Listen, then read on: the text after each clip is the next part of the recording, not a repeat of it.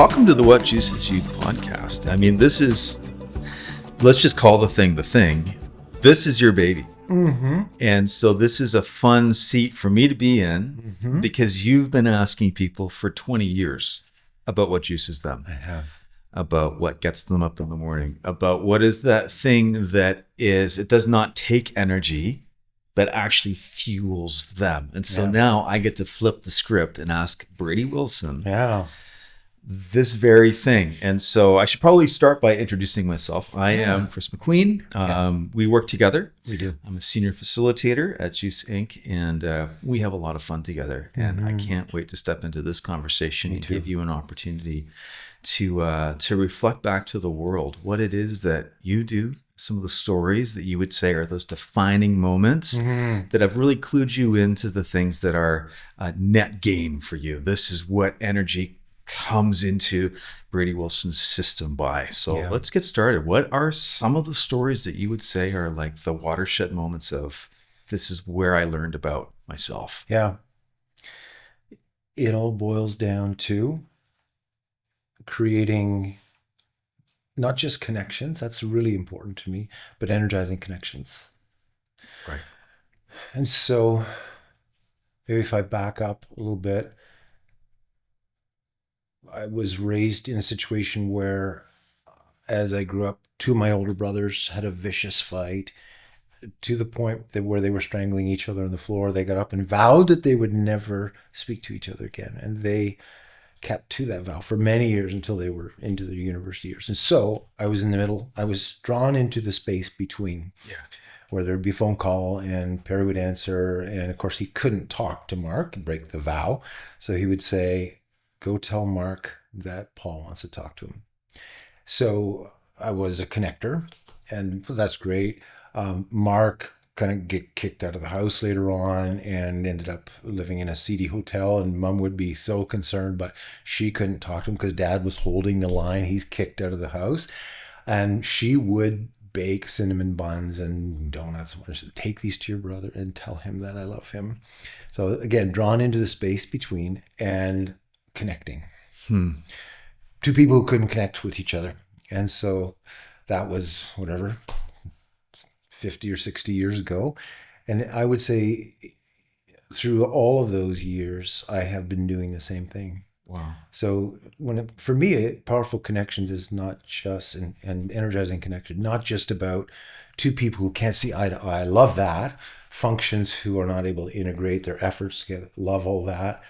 It's also what I think you and I do, which is to take perhaps two disparate thoughts and recombine knowledge in novel ways that just light people up, where something becomes accessible to them that wasn't before, but in a way that it's usable for sure, but it has a form of energy because it is so refreshing. And so whether we talk about, how can we shift from parenting to partnering? It's like, as soon as you and I put that in front of people, they pretty much know exactly what there's like the paradigm that kicks in. Yeah. You can be engaged, but exhausted. It's like, bam. So I would say those energizing connections can be concepts, but it can be organizations to their clients. It can be function to function, boss to employee. But boy, that is what just energizes me to no end. So you're young person, family dynamic, massive tension in the family, two brothers, siblings not talking to each other to the point of I literally will not talk to this human, but I need to communicate something. That's it. Let's call on Brady to do this. And even at a parental level, being a conduit. For some, that would not feel energizing. That would feel transactional. I'm the errand boy or the errand person. At what point, was there a moment where you realized that this was not just transactional, that there was some value or additive component and you were in your sweet spot in the in-between space? It's interesting because it wasn't so much in that in-between space that this happened And nobody at Juice knows this story. And so your question is provoking something to me that's really interesting. I grew up in the United Church, and I remember that there were ministers who basically just read their homily, nothing wrong with that. But then there was one, his name was Dave Gould. And I remember my parents talking about him. It's like, he just talks. He just comes out from behind the pulpit and he's asking questions. Like, this is like the 60s in the United Church. And I remember sitting in that congregation. I was like 6 years old. And I went, I'm going to be a minister. Now, I didn't know what I meant. I thought I meant I'm going to be. Right. What I meant was I'm going to be a communicator. And so with that, the connection piece, with that, can I be in front of a group of people in a way that inspires and creates a sense of hope and creates a sense of, oh my goodness, now I'm finally seeing how things connect. It didn't connect for me before. That's really what I was saying. Yeah. Thank God that I did not become a minister. That would have been a travesty. But it did, that setting that intention really came alongside being called into space between and connect, and the whole energizing connection piece. Yeah. Interesting.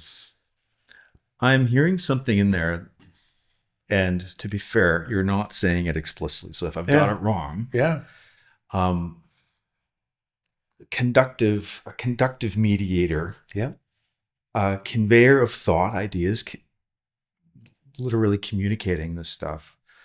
I'm also getting a sense of being able to remove unhelpful interference between people. And we've done enough work together that I know that there's something that just lights up in your face when you've been in that spot, in that zone. And what does it feel like for you in the moment where you realize, right now I am like a lightning rod conductor? This is like fiber optic quality stuff going on, and I'm in this zone between these two disparate different parties, and they're finding a way through, and I'm able to help be the conductive material here. What does it feel like for you? It has to do with the resolution of tension. And so the current reality is fragmentation, isolation, segregation, separation, disintegration. And I think there are a lot of people that are feeling those things, whether it be along the divide of sexuality or politics or age or religion, or So much. And so that level of disintegration, when you can remove that interference that you're talking about and see people move to a place of connectedness and integration and just where two different functions are now just like humming, it's the movement and the resolution of the tension that creates the greatest buzz for me. It's not just taking what's up here and making it a couple things better. It's the massive shift from we were at each other's throats to something where two people, and I've had these situations with senior leaders where they would attribute the work that we've done to now is incredible trust, incredible, like a conduit of results that are just flowing through that relationship. So yeah, that's a buzz that'll keep me going well into my 80s probably. It's amazing, and it makes a lot of sense. I've heard you talk about, seek out tension, right? And when you think of, tension in service of what? And I'm hearing tension in service of that release of possibility, that release. It feels like that is really... That's true. And I think that ties the two things together. It's the connection. But I'm saying, no, it's not just connections, it's energizing connections. And so that speaks to the movement from disintegration, et cetera, up to something that is highly performing and functional and fulfilling for people. Yeah. Yeah, it makes a lot of sense. The comfort level with tension, as opposed to let's just keep everything chill.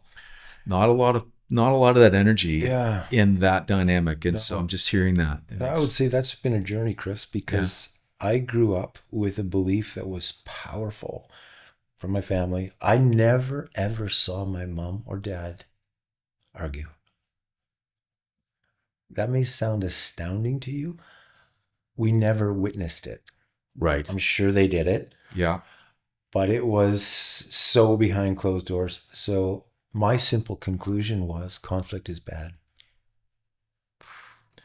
So it is a little bit ironic to be drawn into a space of chaos, of tension, of conflict, and to be the person holding the space in the middle, because oftentimes people get really uncomfortable in that space. Yeah. And they begin to project, right? Right. And so learning, like for instance, I've been married for 43 years, and I would say the first 20 were horrific.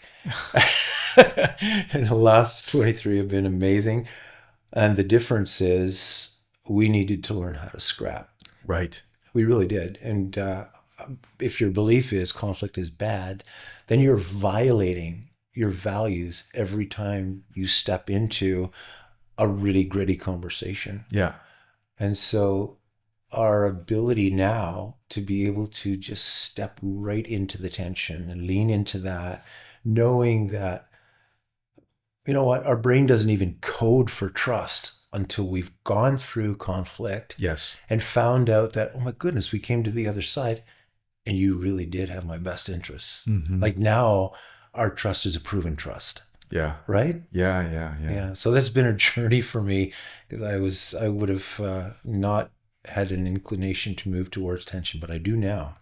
What a powerful shift. Mm-hmm.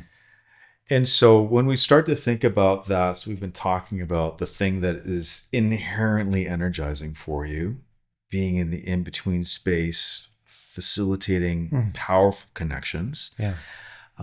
When it translates into the contribution that you show up, the juice that Brady brings, let's talk about what that looks like in your world. The specific, putting the Brady on a situation, showing up.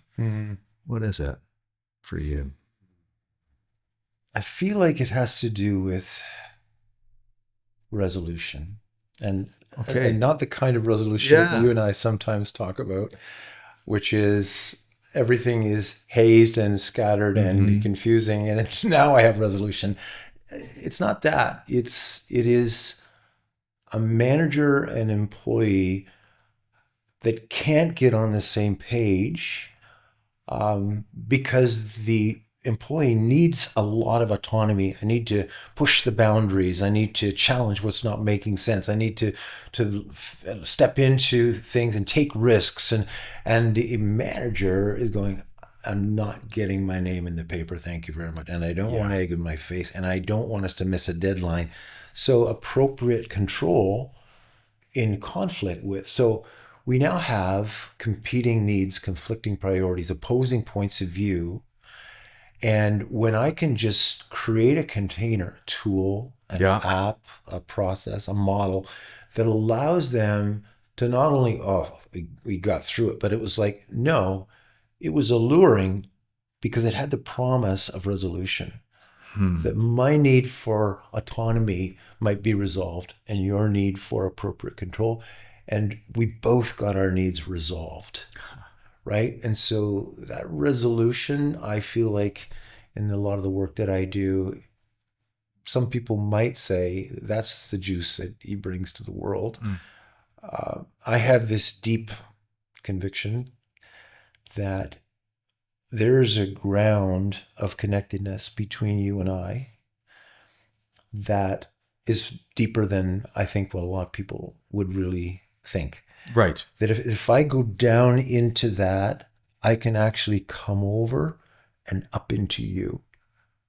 And because we are profoundly connected, not just because we're in the same organization, but I can now come up into you, see through your eyes, and experience the world the way you experience to some extent. Sure.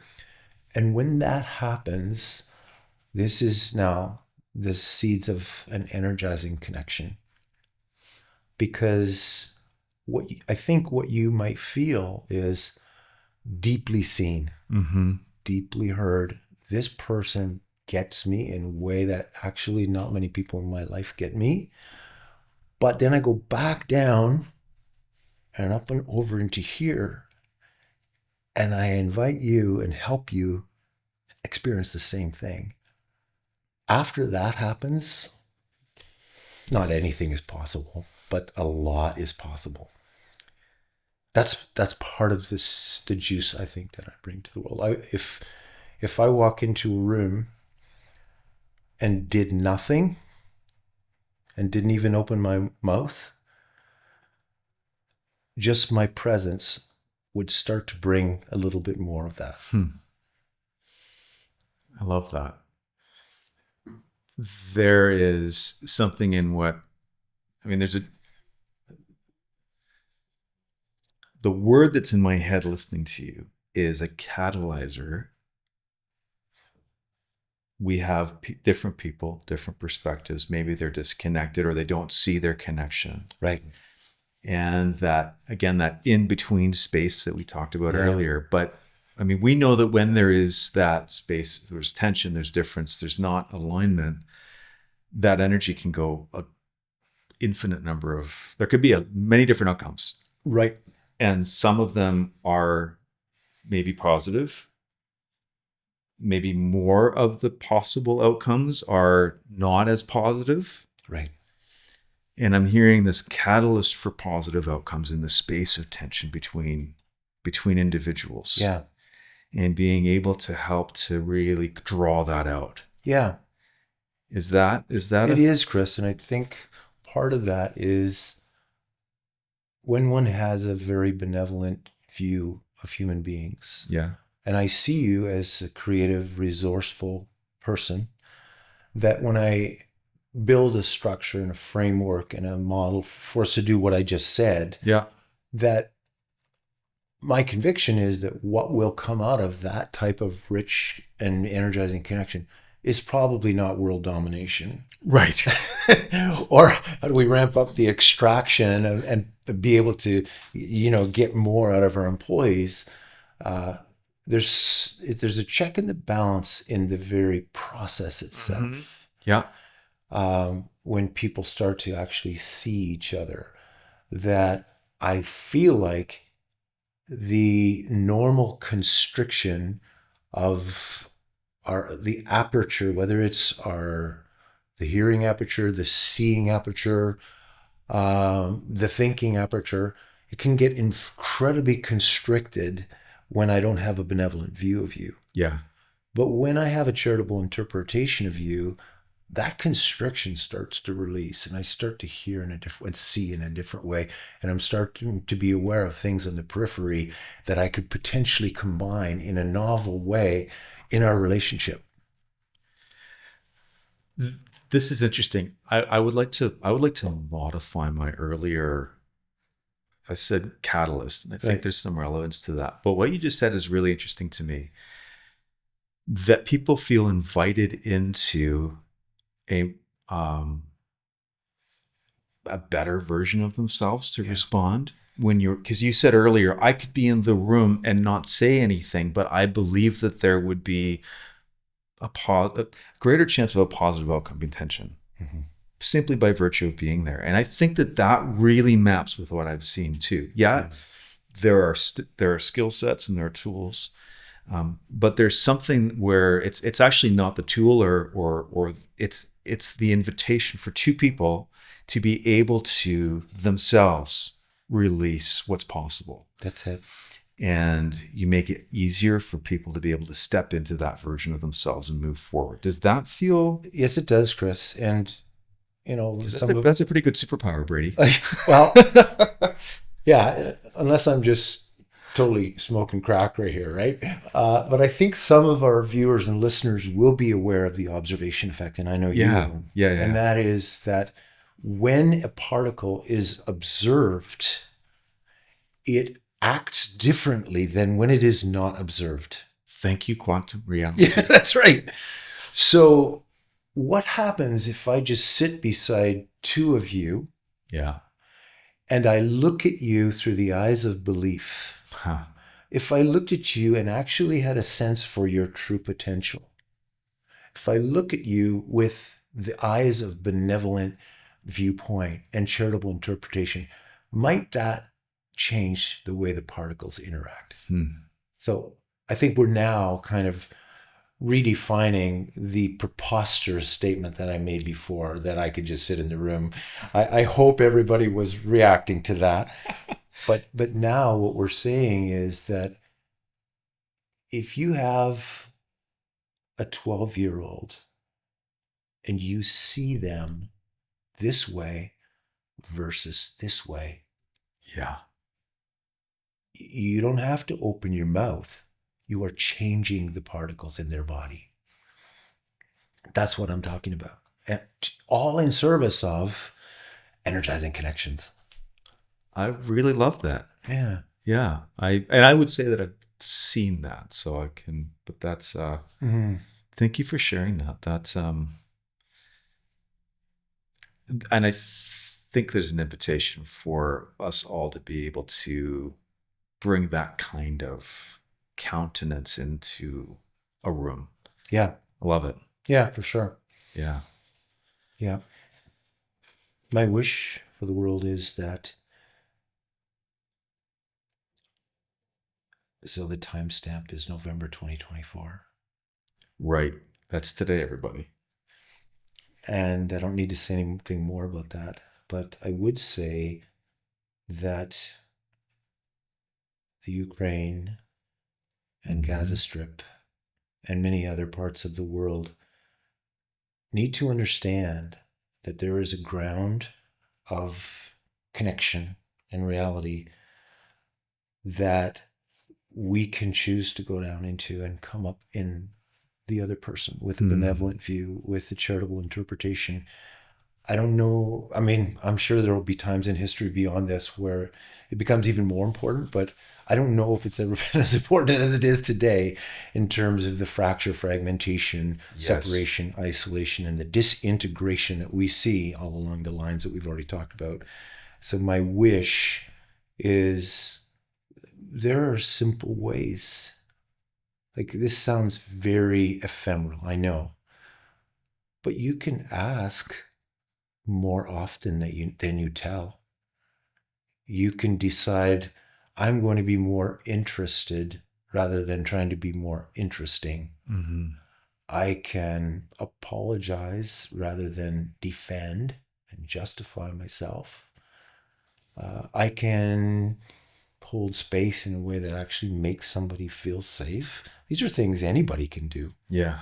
And I think all of that can help all of us with energizing connection. I share in your wish for the world. That's a beautiful one. Thank you. Yeah. Thanks for this. Thank you. Thanks for hosting. Thanks for letting me.